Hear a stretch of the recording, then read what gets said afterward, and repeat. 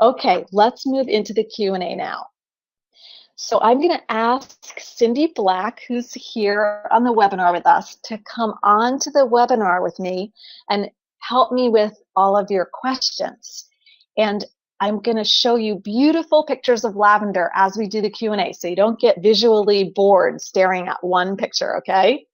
Hey, Cindy, are you there? Hi, Andrea. How's it going? It's going great. How are you? Good. People are really, really happy. I wanted to just read you a comment from Selena. Okay. She said, Andrea, just wanted you to know that this was a fabulous webinar. Loved all the info and stories about the oils. I have your book. However, it is always better if the info is explained by someone instead of just reading and not quite understandable. I've learned more about the Oh, oils you have described in this webinar, even though I've taken all of your courses. The info here today was invaluable. Thank you so much, and I hope you continue to make more webinars about essential oils that are well known, like lavender. wow. Thank you so much, Selena. You just totally No. made my day. Yeah, see, I wrote to her and I said, you're going to make her day. You totally did. Okay. Absolutely. Hey, Hey, Cindy, I'm just going to check in and ask everybody, how's the sound? Can you hear me okay still? And can you hear Cindy okay? Just type in and let us know if the sound is good. Oh, good. Thanks. Thanks so much. Oh, excellent. All right. So let's carry on, Cindy. okay. So I have the questions separated out by recipe, and I'm thinking I might start with the last one first. Is that okay with you? Sure, that's fantastic. Okay. Carolyn says, I live in Arizona, so her skin is really dry. I have an 8-year-old who suffers from dry skin. Is the lavender body butter oil blend okay for him? Great question. Thank you for asking. I actually meant to say that. For the body butter, you want to go ahead and cut the drops of lavender in half. So it's right now at a 2% concentration with 60 drops in 6 ounces. So we want 30 drops in 6 ounces. So don't Great. change the body butter at all. Just cut the drops of essential oil of lavender in half. Okay, great. And Gypsy was wondering, what's the shelf life for the exotic cocoa lavender body butter? Well, the way you figure out shelf life is to look at the shelf life of the ingredient that the ingredient that has the shortest shelf life is going to define the shelf life of your blend. So it depends on the shelf life of all of your carriers. Even if the avocado oil, let's say, had the shortest shelf life here, if your avocado was a year and a half old, then it would have a different shelf life than if your avocado oil was 6 months old. So there's no right answer, no one right answer. The way you assess is you look at all your ingredients, you find out the shelf life, when each was produced, the shelf life, and then you know the shelf life of your blend. I hope that makes sense. Okay, and you can let me know. So just so you all know, I've saved a lot of your questions, and I'm making my way back through them, and then I'll go I'll go backwards again. And people are saying thanks, Andrea. A lot of thanks in agreement with Selena's beautiful comment. So let me just keep Oh, going. okay. Yeah. Trish said, my husband has scratches on his arm. Could we put lavender and a carrier oil for the scratches? Yes, as a matter of fact, that's a great idea. So Hmm. you can take an ounce of carrier or 30 mils, and you can put in 10 to 15 drops of lavender and put them right on those scrapes, and that will be wonderful. You could also, this is a little different than what I talked about on the webinar, you could also use lavender hydrosol. And often with little scrapes and cuts, I start with lavender hydrosol and spray that on first for a few days until they heal up, and then I use the oil. See, it's always good to stick around for the Q&A. We always end up putting extra information in. I love that. Yeah. And Michelle's wondering, should the carrier oils be refrigerated? Yeah, basically you want to refrigerate all carrier oils. There's some people say with avocado oil that if you refrigerate it, it gets a little grainy. But so I usually just refrigerate all my carriers, and I don't worry about that. But you could also just keep avocado in a very cold spot. But basically, yes, every carrier oil and butter will be will really love that you've refrigerated it. It will increase its shelf life. Cold is really good. Great. And I'm sorry, I don't know how to say your name, but there's a question. Does expeller pressed mean the same as cold pressed? Expeller pressed. Expeller pressed, yeah. Mm-hmm. I'm not 100% sure about that. Do you know, Cindy? I do not know. I have to say I'm not exactly sure. So if anybody else on the webinar knows that for sure, type in the answer so we can get her an absolutely correct answer. Excellent. Vita says, awesome information on oils and butters. You're helping this nut allergic person make safer decisions about what to use. Oh, good. Excellent. Oh, hey, Cindy, let me just say, Christy just asked what's a hydrosol. So let me just answer that real quick since I just mentioned hydrosols. Whenever you distill a plant, there are two resulting products. There's an essential oil and a hydrosol. The hydrosol is the water part of the distillation, and the water-soluble components of the plant material are in the hydrosol. So it's a liquid, and it is so much less concentrated than the essential oil, but very, very healing. So you can use hydrosols on babies, you can use them on animals, you can use them on little kids super safely in a way that I would never use essential oils on their skin, like on a 2-month-old diaper rash. I would choose a lavender hydrosol. I would not use the essential oil. And so the hydrosols are great. They really are. Okay, so there's a few substitution questions with the body butters. Carolyn was wondering what could be substituted for the marula oil. You could use any really light carrier oil like sweet almond oil, or you could use maybe you could use olive oil. You could use really any like grapeseed if you like that. Any other light rosehip seed, those would all be great. Or you could double up on one of the others. So if you don't have marula, you could use 2 ounces of avocado or 2 ounces of baobab instead. Oh, perfect. See, great. Another reason to stick around for Q&A. Hey, expeller pressed, we got a definition. Oh my gosh, that's a really good one. Rosemary, thank you so much. I love this answer. Hey, Rosemary. She Googled it for us. Yay. See, I can't Google right now, Rosemary, because I have my slides up. Thank you so much. She said expeller pressing is a chemical-free mechanical process that extracts oils from seeds and nuts. This method of oil extraction is an alternative to hexane extraction method used for many conventional oils. The temperature reached during pressing depends on the hardness of the nut or seed. So my guess is that expeller pressing is similar to cold pressing, but maybe just a little bit different. Sounds like it. That was a really good question. Thanks for clarifying it. Karen's wondering, what can you substitute for the baobab if you're sensitive? I would substitute jojoba. That would be the perfect sub. Cool. And Beth was wondering, what color is the baobab? Oh, it's like a yellowish color. It's golden. I would call it golden. Okay. Lil's asking, can you use safflower oil? Sure, absolutely. Okay. All right. So before I go on to the other ones, I'm just looking at the most recent questions, and there's one from Carol, and she said, my neighbor has 5 kids ranging from 7th grade to 3 years next month, and baby number 6 coming on the way. She has eczema on her hands, really bad. Wondering about the exotic body butter. Or baby butt butter. With lavender hydrosol. Yeah. Use it on that way. She could use it on the kids. Yeah, I would say with really bad skin conditions, like a really bad eczema, that it's very individual. Sometimes if you were to make the body butter, I would leave the essential oil out and just try the butters.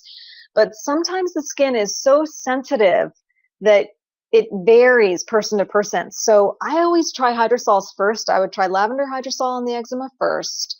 see how that goes.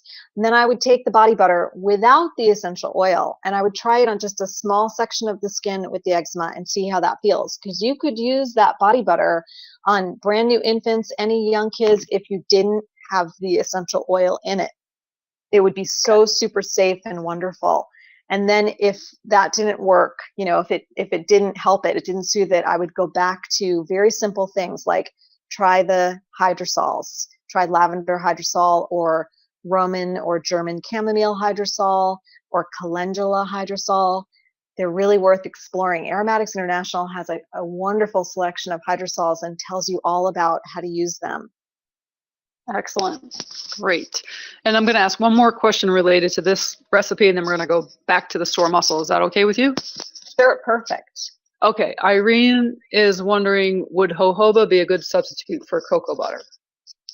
Well, Irene, the difference would be that the cocoa is actually a butter. It's a thicker fat than jojoba. I mean, jojoba is great. It's a liquid wax, and it's a very beautiful thing to add into this butter, but I would want to choose another butter to substitute. So you could use, there's all kinds of other butters that are worth exploring, and they may or may not sound familiar, but there's something called Panya butter that I love. There's shea butter, which would be gorgeous.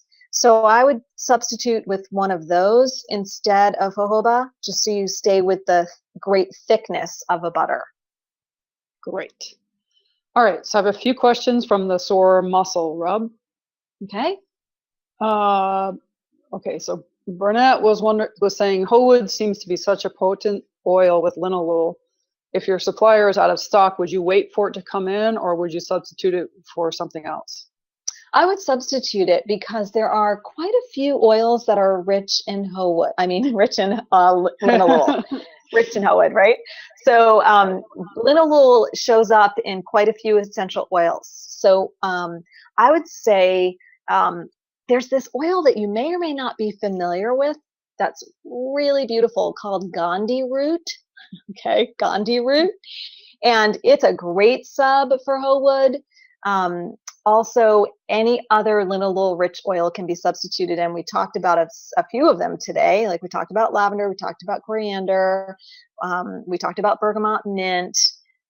So I would say do a search and find other linalool-rich oils, and then look at their properties and decide which one feels perfect for the blend you're making. But check out Gandhi root; it's a really neat oil. Okay, and I just sent that to everybody, so you should have that. Okay. Excellent. There's a lot of interest in the linalool, and Linda asked, are there components that should not be doubled up, like the linalool that's in both the lavender and the Howood? There aren't, like, there's no steadfast rule that says don't put these two components together or don't put these two oils together. It's always about intention for the blend. So sometimes I like to make blends that are all the oils are rich in one similar component, like we did that today on the webinar with oils that were rich in linalool and linalool acetate. Sometimes I'll blend, like for congestion, I'll blend with oils that are rich in 1,8 cineol, which is what you find in eucalyptus, sorrow, and so cardamom. So sometimes I'll take that approach and find one component and blend several oils that are rich in that component. So it's not like you can overdo it in that way. It's just all about your intention for the blend and whether the oils and the components meet your goal. Perfect. And there was a few questions. Is Howood similar to rosewood in its smell and properties? Howood is very similar to rosewood in its smell and properties. Yes, they are distinctly, there is a difference if you smell them right next to each other, but they're very similar, and people often use Howood instead of rosewood because of the ecological issues around rosewood. Okay, and then there was a lot of questions about bergamot mint. So can you explain the difference between that and bergamot? Yeah, definitely. Bergamot is expressed from the fruit of the bergamot orange, and bergamot mint is actually an herb. So it's distilled, the leaf is distilled. So it more resembles peppermint in the sense that the genus is Mentha, Mentha citrata, and peppermint is Mentha ex piperita. So Mm. it's actually a mint. It's in the mint family. But it has this citrusy bergamot aroma to it that is so amazing and surprising. So there is Wow. this definite resonance, and that's obviously where it got its common name from.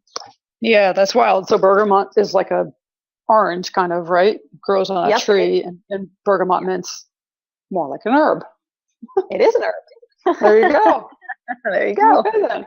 So you can Tatiana have a was. lot of sorry, I was just going to say it can be really fun to make an inhaler with Mhm. bergamot, peppermint, and bergamot mint. That is a beautiful inhaler blend. Yeah, yeah, and it's really just speaks again to knowing your Latin names. Can get wild with all these common names. Yeah, and I'm just going to say too that I'm suggesting an inhaler because bergamot essential oil is phototoxic.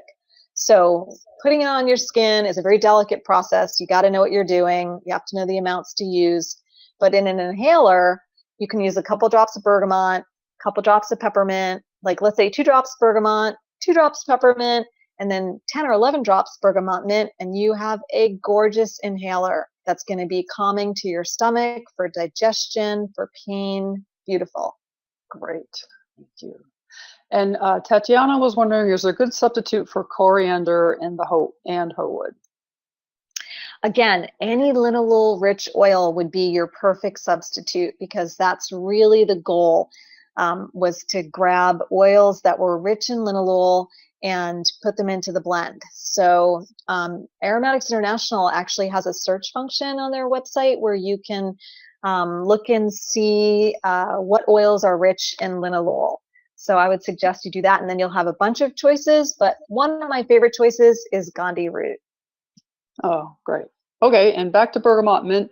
Phyllis just wrote in. So is bergamot mint like Monarda didyma? Uh, Monarda is different. Monarda is another kind of, it's also got a common name of bergamot, but it's a different herb. I Make it know. stop.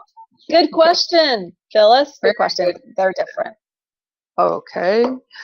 Hitomi, I'm going to ask that one later. Susan is asking, are any of the lavender preparations good for the joints, like in the hands? Lavender preparations, you mean like the kind of blend that you would Yeah, well, I use? think because you named the blend sore muscle rub, is it okay to Uh-huh. use it on the joints? Yeah, definitely. That's a perfect blend for joints. Absolutely. That's what I was thinking. Okay, great. Yes, for And sure. Belinda lives in Australia, and she's wondering if there's an alternative for the trauma oil, because it's hard to find down there, apparently. Oh, yeah. Okay. Um, if you can find arnica oil all on its own, that would be ideal.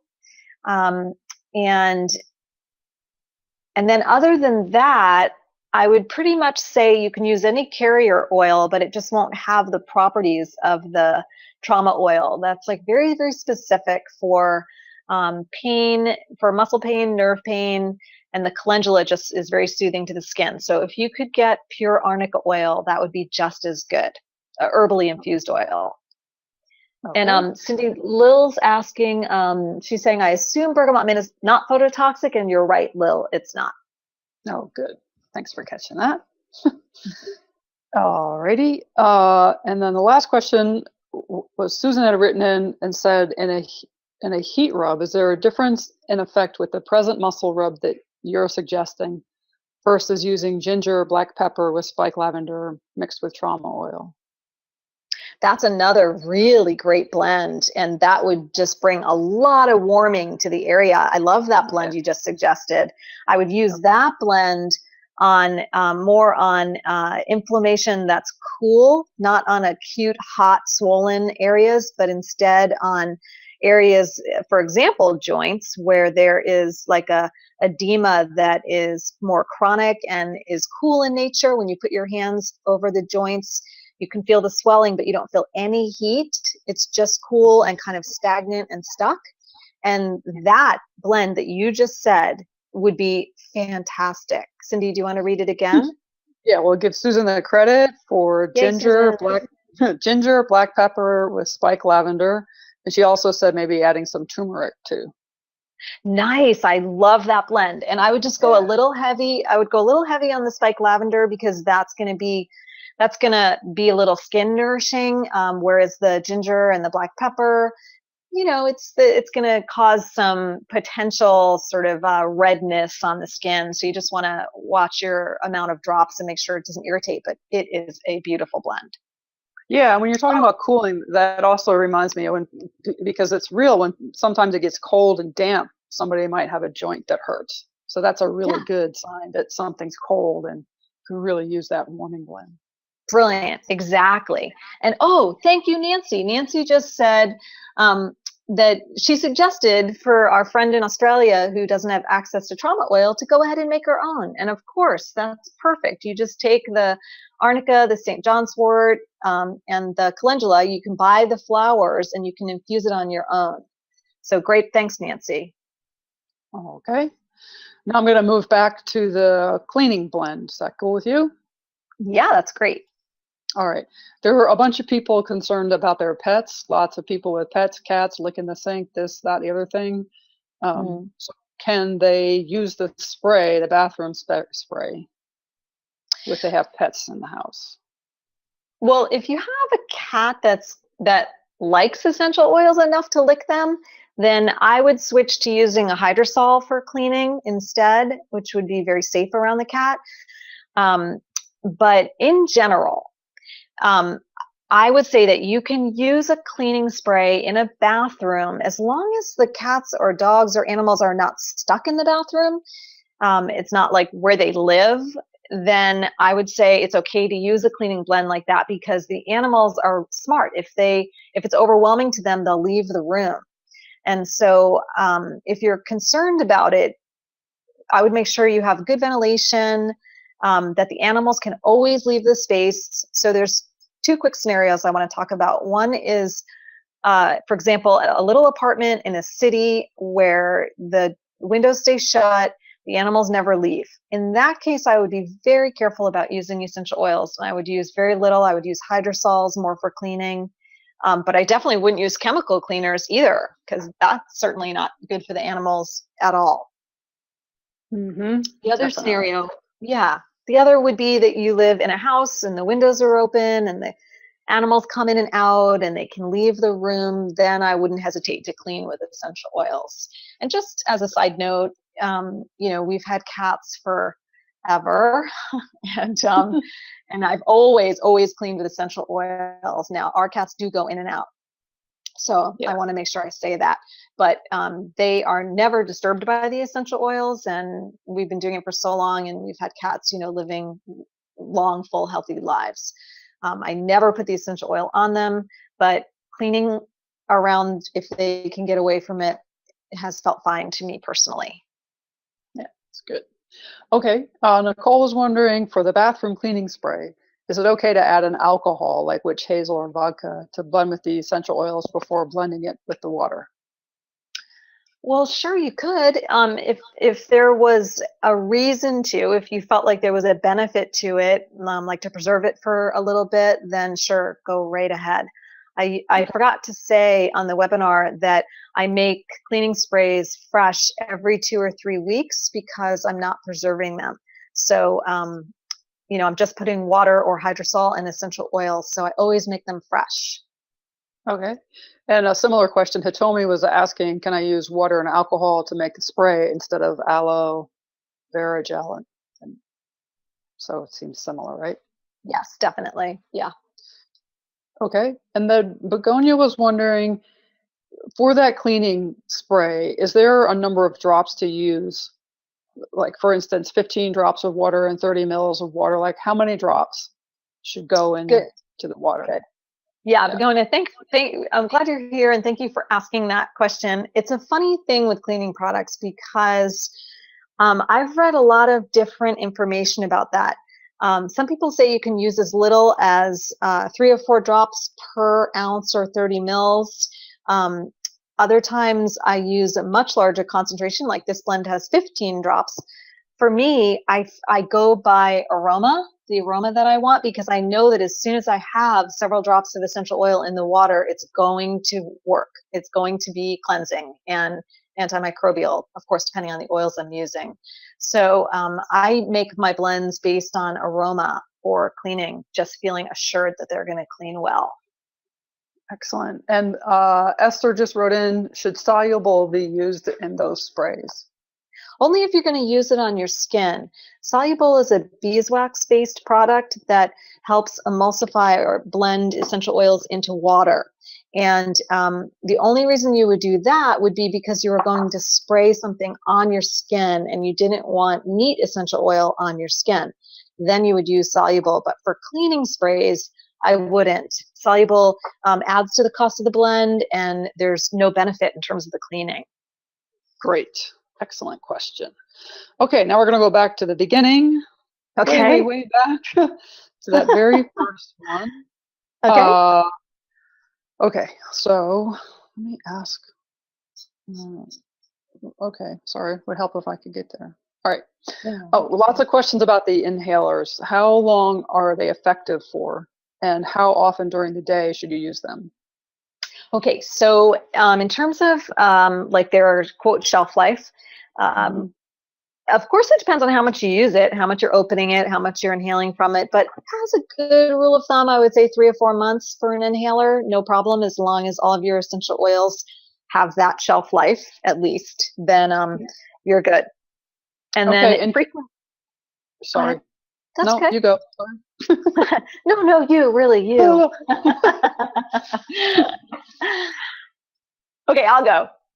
Okay, so I was going to say, in terms of frequency of use, I did address that on the webinar, so you could always scoot back to that. But briefly, I'll just say that for me, frequency of use always is about how well the blend is working, how the symptoms are being relieved, and I always would suggest using it as the symptoms begin to return. And if you're using it a lot and it's not helping, then I would change the blend. Okay. And can you reuse those inhalers? Can you pry it open and drop more oil on there again? The kind of inhaler that I showed you on this webinar is generally not reused, but it can be. You can take like a butter knife and dig and dig and dig and pry the little cap that closes it off, and you can take the cotton out, the cotton wick, and you can replace the cotton wick and put new oils in and close it again. It can be done. I've done it.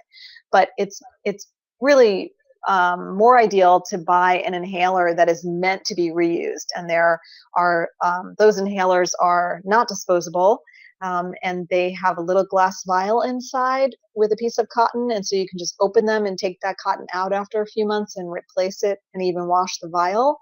So there's different kinds of inhalers. Great. And one last question on the inhaler. When you put the oil on, there's just a question, do you put it all over the wick? Do you like what's the mechanics of getting the oil on that wick? Yeah, just on the end, the edge, the top, like. Gotcha. Good question. Yeah. And also on my YouTube channel, I show you how to make an inhaler. So definitely check out the Aromahead YouTube channel.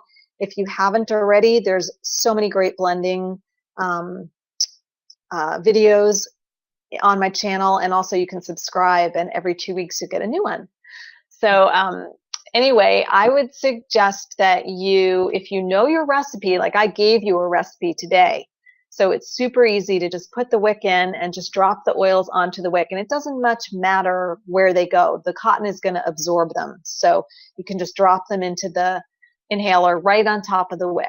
If you don't know your recipe and you're just blending drop by drop onto the wick, smelling it as you go, figuring out your recipe for the first time, then I always put the wick in a tiny little bowl and I drop the drops right on the middle of the cotton, and then it sort of spreads out drop by drop, and I'll do 6 or 7 drops for kids, about 15 for adults, and then I'll pick up that essential oil soaked wick with a tweezer, and I'll drop it into the sleeve of the inhaler.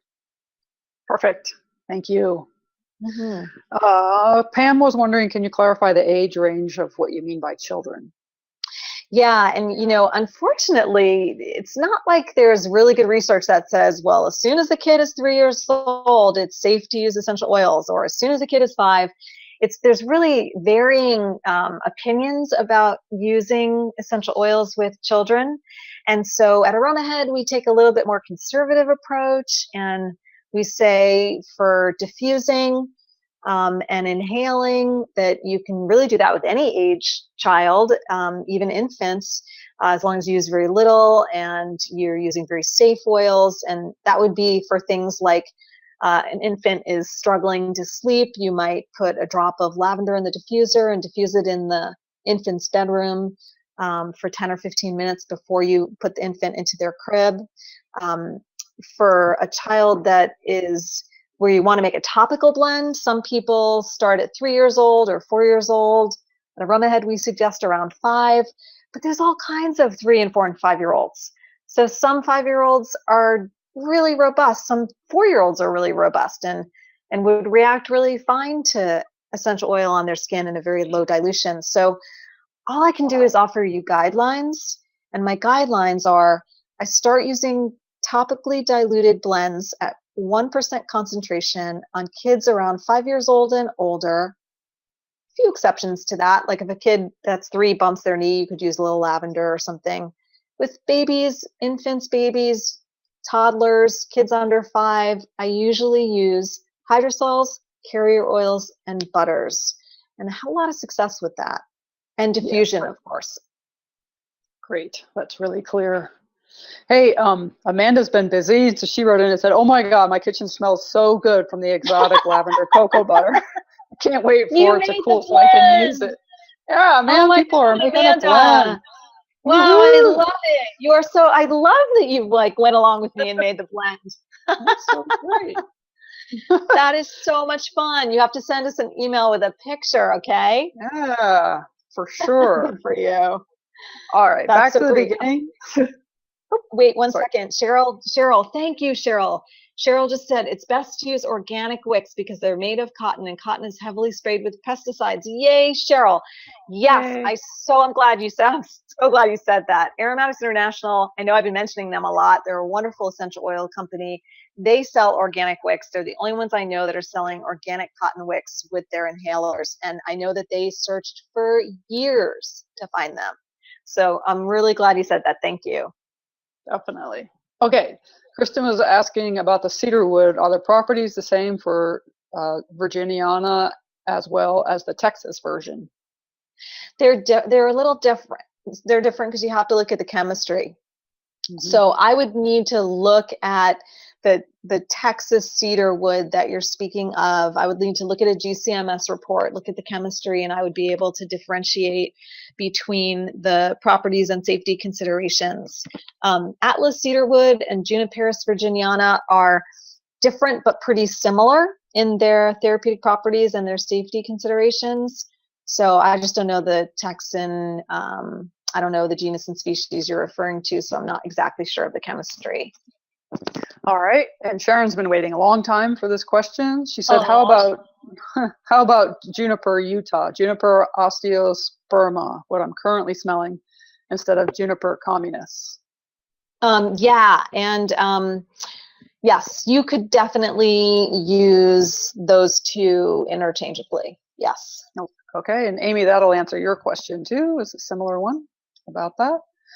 And Belinda, yes, there are different kinds of juniper.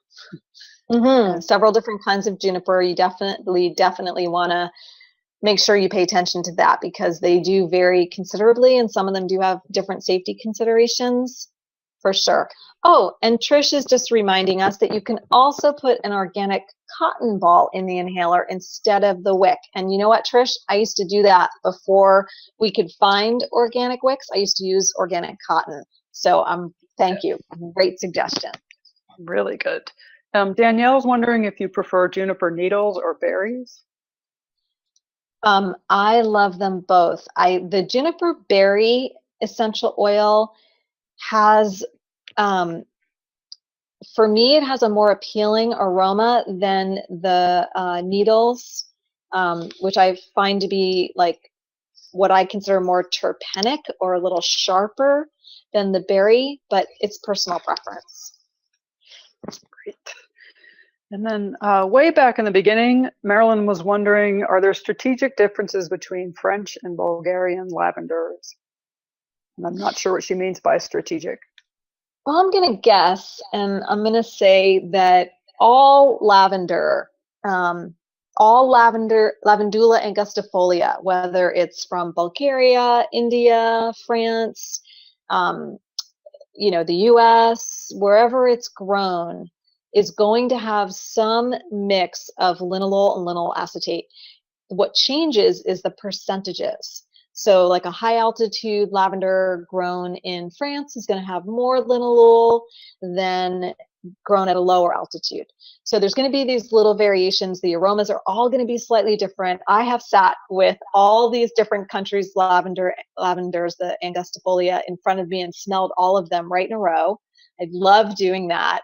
And they're all a little different. So again, it definitely comes down to personal preference. Absolutely. And I'm going to read you this comment from Kathy. She wrote in and said, I'm feeling quite relaxed and liking the color purple a little more after having attended this lovely class. As usual, I'm filled with more passion and knowledge coming away from an Aroma Head class. Thank you all for your hard work in putting this class together for us. By the way, could you do a spotlight class on rosemary? Wink, wink. I definitely will. Kathy, thank you so much. That's so sweet. I really appreciate it. I actually worked for months on this webinar class, and I felt so excited to do it and to share this information. And I love the idea of spotlighting one oil, but then bringing in another 6 or 7 or 8 oils that are in the recipes. And the next one is going to be on frankincense. And we'll do it in a few months. Sneak peek. And then sneak peek. And then we will keep going, and we'll keep doing them on all different oils over the months and years. And so I'm super excited about that. Could we do petition campaigns for the next one, or how are you going to decide? No, frankincense is the next one. I already decided. All right. Okay, fine. I'm trying, everybody. Okay. Rosemary's coming. Okay. Lil just wrote in and said, I love the images. Thanks so much for them. Oh, good. Yeah. Let's see. Sorry, there was a question. Pam wrote a while ago. She said, I think I need clarification. I understood Andrews to say that she cuts the oils in half for diffusers. I thought she meant for adults. Is this the same amount for young children, babies? So I think just to clarify, yeah. Well, I spoke about cutting the lavender in half for the exotic cocoa lavender body butter. You'd use the same amount of butter, but half the amount of oil for children, like over 5. Yeah, this was back when you were doing the anxiety, the calm stress. Ah, okay. Thank you. Yeah, yep. Basically, for a diffuser, I would always use fewer drops for children, and the diffuser blends. What I was saying was that for the inhalers, I had 7 drops in the inhaler for kids. 2 drops lavender, 3 drops cedarwood, 2 drops tangerine. And what I was thinking was that would make a really nice diffuser blend right like that. But the adult version has 15 drops. And what I was saying was, sometimes I put that many drops in a diffuser, but not usually. Depends on the size of the room and what I'm diffusing for.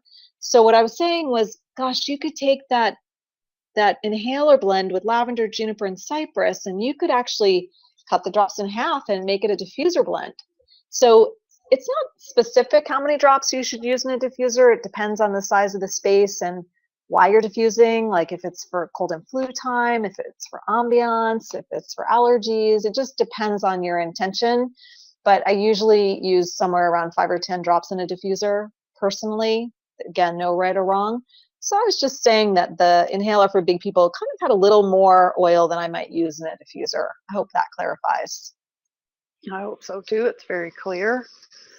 Way back in the beginning, Claudia was wondering, are the properties of lavender equal between Washington State and Bulgaria? And I know you kind of answered that, but I thought maybe you could just.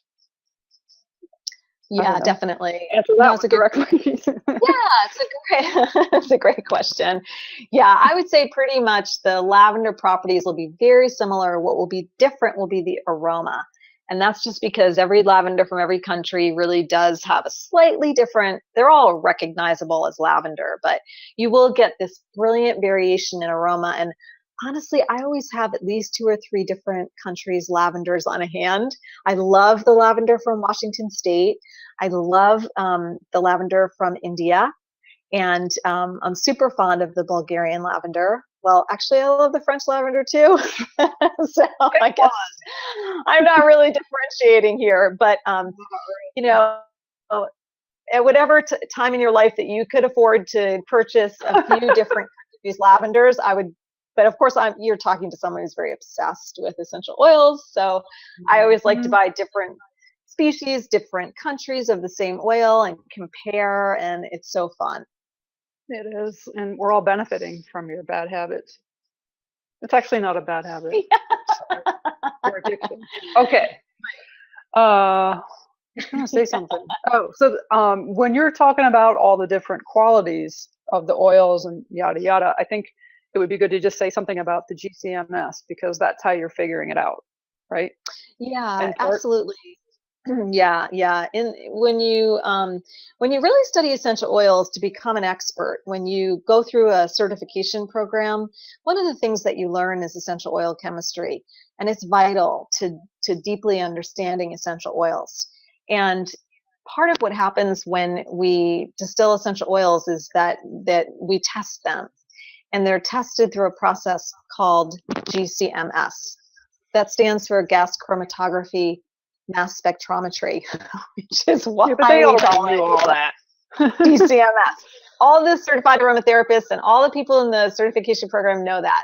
But remember, we Mhm. had half the people on this webinar, hundreds of people on this webinar who are new to Aroma Head. So I just want to make sure that you know what Oh, that stands for. And it's a crazy long word, so we call it GCMS. And it's a testing procedure where we can identify all those different components like linalool and linyl acetate. And we use it to check on purity, to make sure the species is correct, to learn about the different chemotypes, to learn safety considerations, and some therapeutic properties. So it's a brilliant technique that can teach us some about essential oils and that we utilize quite a lot to make sure that we're getting great quality oils. How's that, yeah, Cindy? that's good. And so it could be, you're smelling the oil, of course, and then there's the land that it came from, but you could also just check, like, oh, this one has X amount of linalool Mm-hmm. acetate and the one from somewhere else had this much. And so, depending on what you're trying to do, you just look at that report. Mm-hmm. And Yes, you I can just thought I blend. just thought it would, yeah, just because you're talking about stuff, and I thought it would be helpful to understand where you're getting it from. Like that. Just Absolutely. want you to know there's a lot of support out here for frankincense. Lots of people loving frankincense. Uh, Yeah. Good. so looks like people will follow you through with that one. Jacqueline's saying, could this class could this class be comparable to the format of the teacher training lessons? I'm dying to take that class. I just finished the ACP. Oh, wow. That's so great, Jacqueline. Um, at AromaHead, we have a teacher training program where we're teaching people to teach. And the format is actually could be comparable in the sense that I made a lot of webinars like this for the teacher training program. And I made a lot of actual videos of me in the kitchen teaching you not how to make a blend, but how to teach people to make a blend. So, in a sense, yes, it is comparable. Thanks Yeah. for asking. Yes. Lil wrote in and said frankincense is king. Belinda, yay, I Excellent. want to learn about frankincense. Martha said, I love that Aromatics International has the GCMS reports on their website.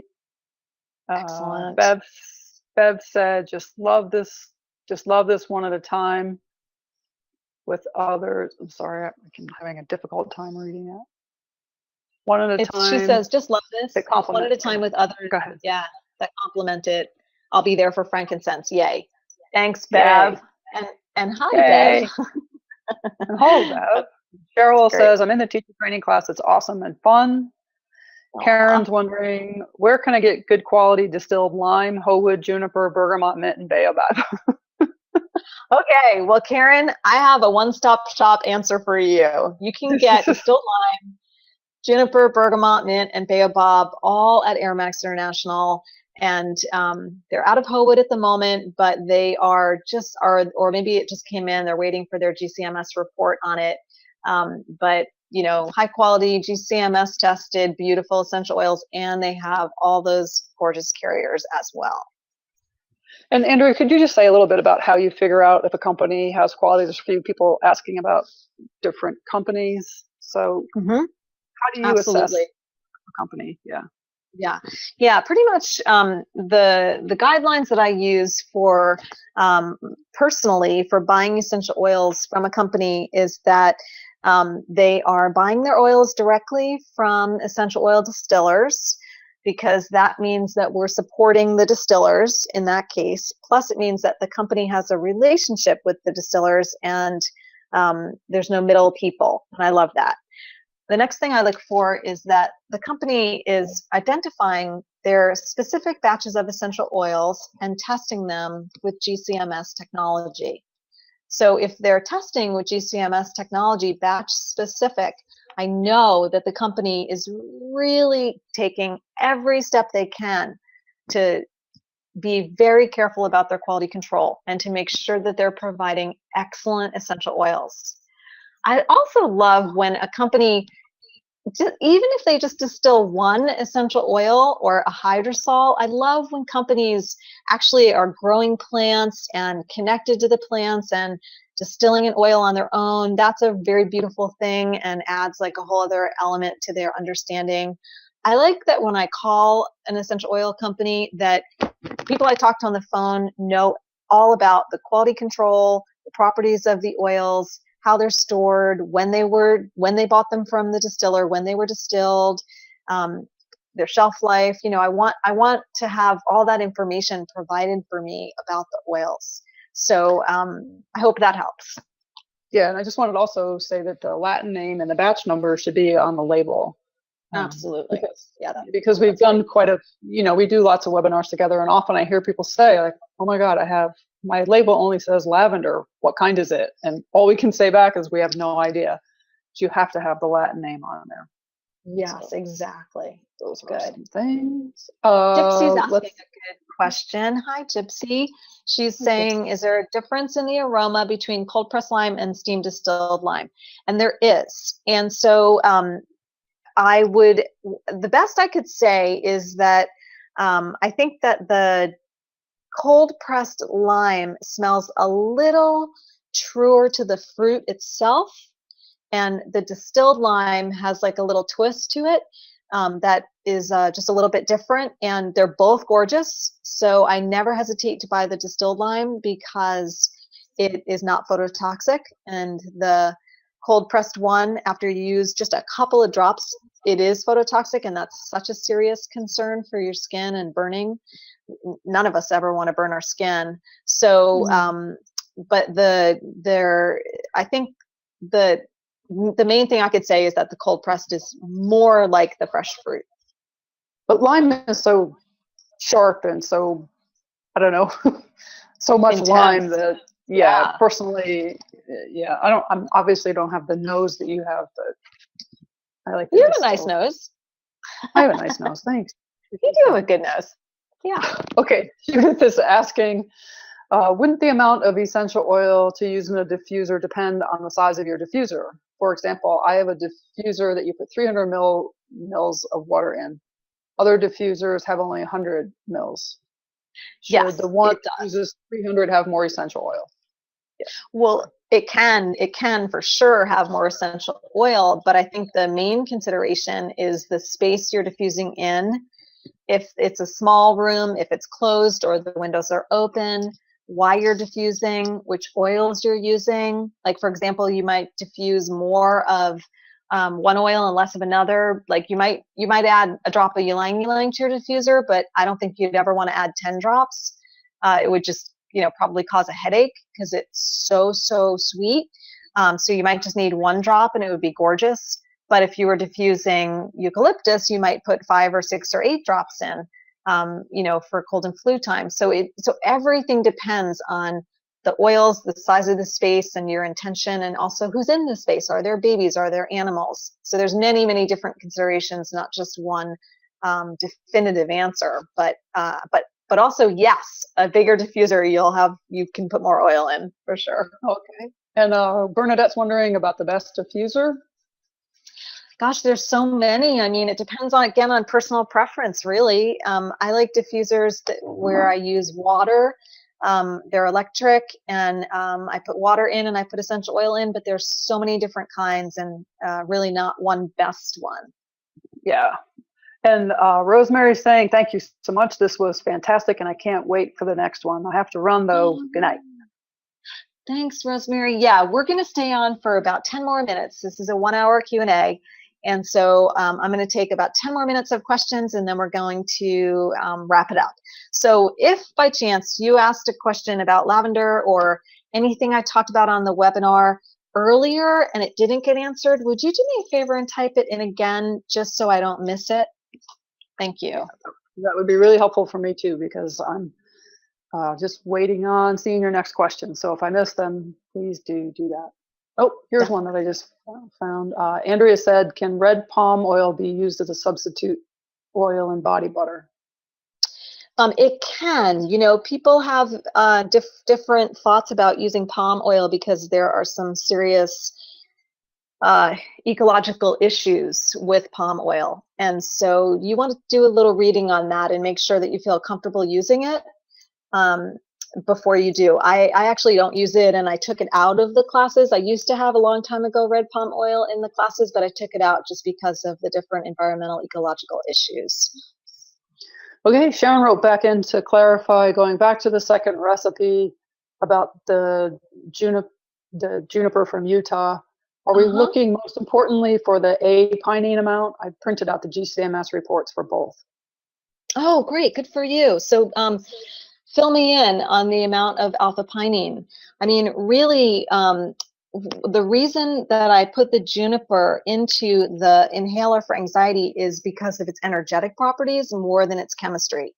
So I'm curious about the difference in alpha-pinene, but I don't think that really matters. I think it's more about the aroma and the energetics with juniper. And it is one of those oils that can bring you deeply into yourself and create a deep sense of calm and ease. So that's why I chose it. So it's funny because usually when I'm blending, I'm considering chemistry, I'm considering energetics, I'm considering aroma, and I'm considering safety and therapeutic properties. So there's like a handful of things that are all relevant, plus things like plant part and even plant family come into play.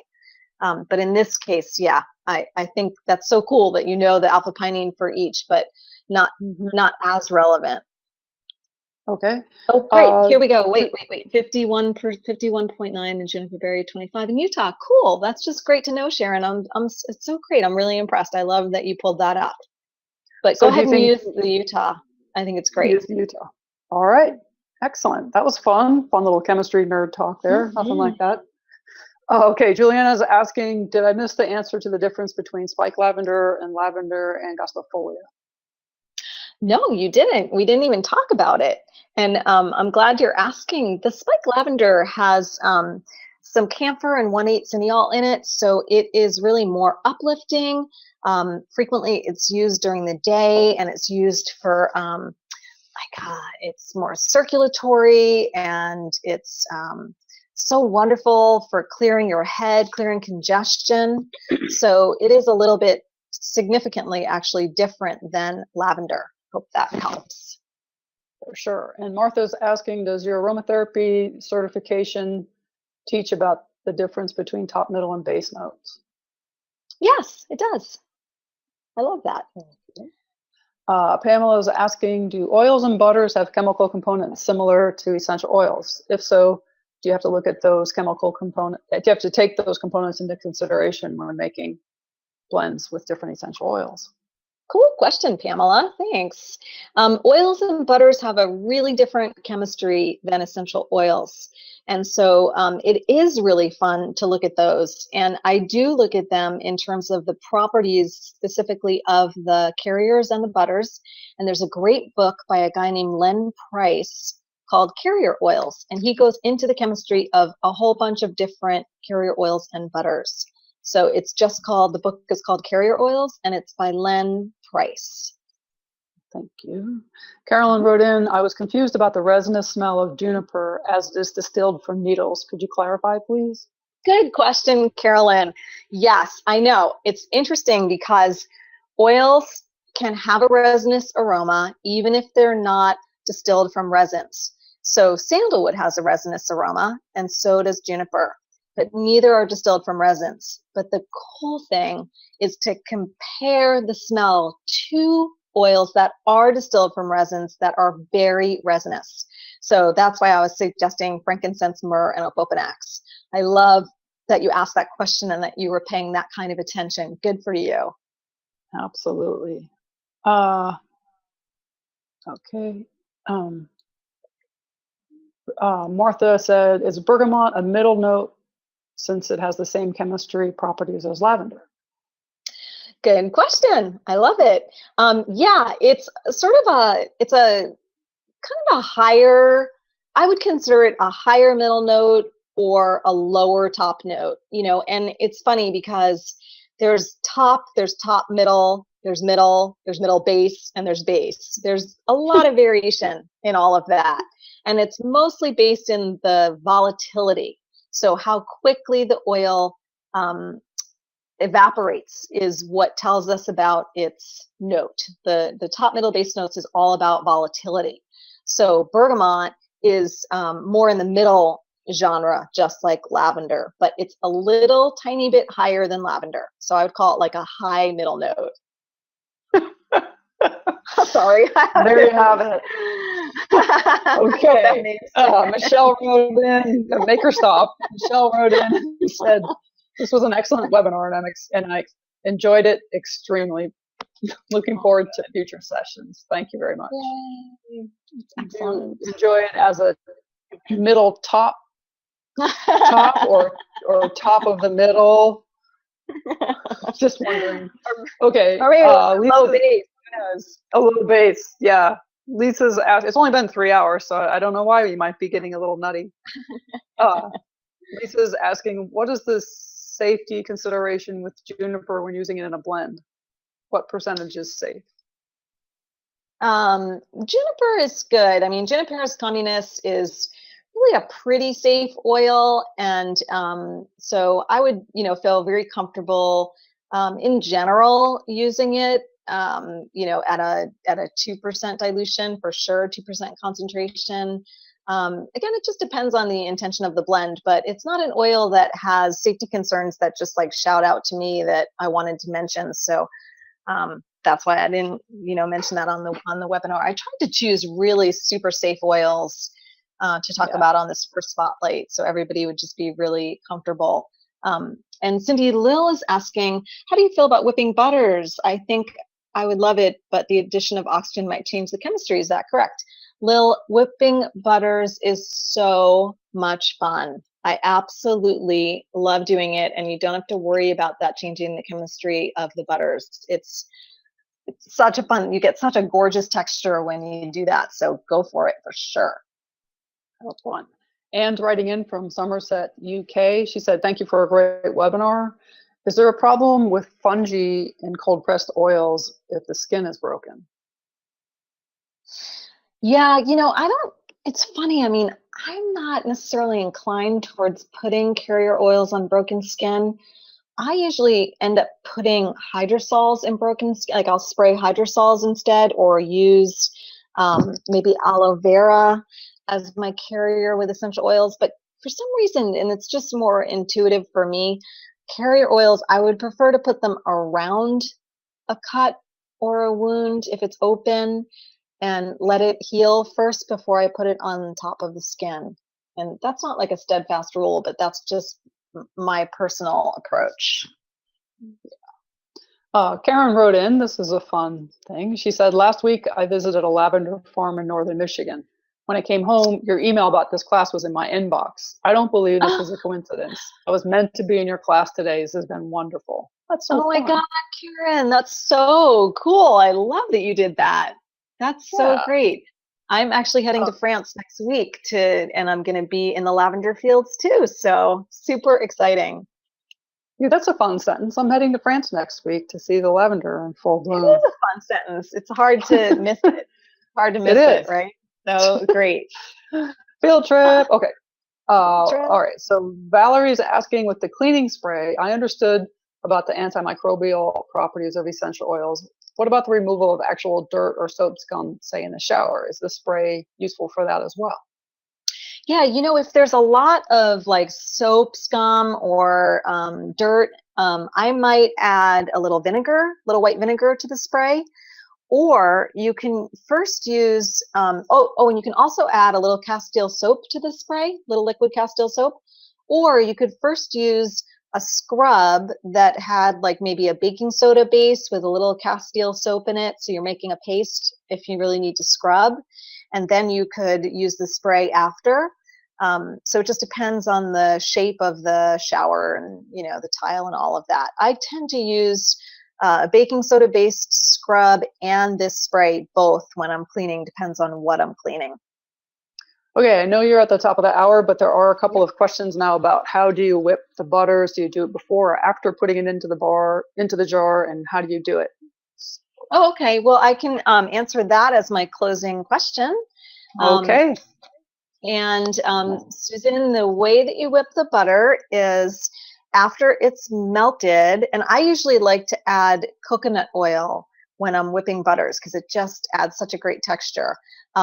The key to whipping butters is an immersion blender, one of those stick blenders that you might use like to make sauces. I have a stick blender and that's what I use to whip the butter. And I also find that it whips better when it's just a little cooler, not like steaming hot. So I might let it sit and cool down just a little bit and then I'll use the immersion blender to whip it and it's beautiful. So you whip the whole pile of it and then you put it into the little jars, right? Yes, exactly. So then I'll spoon it into the jars because it's a nice thick texture instead of pouring it. Well, excellent. Well, Andrew, you had so many thank yous. Thank you for a fantastic webinar. People are looking forward for the next one. There's a lot of agreement with frankincense, even though there are some other requests for rosemary. But seriously, everybody's just appreciating your time and all that you put into this so very, very much. Oh, thank you so much, everyone. I really enjoyed being with you. And thank you for coming to the class and for all your beautiful support of Aroma Head. And I look so forward to seeing you again soon. So take good care and enjoy your oils. All right. Bye for now.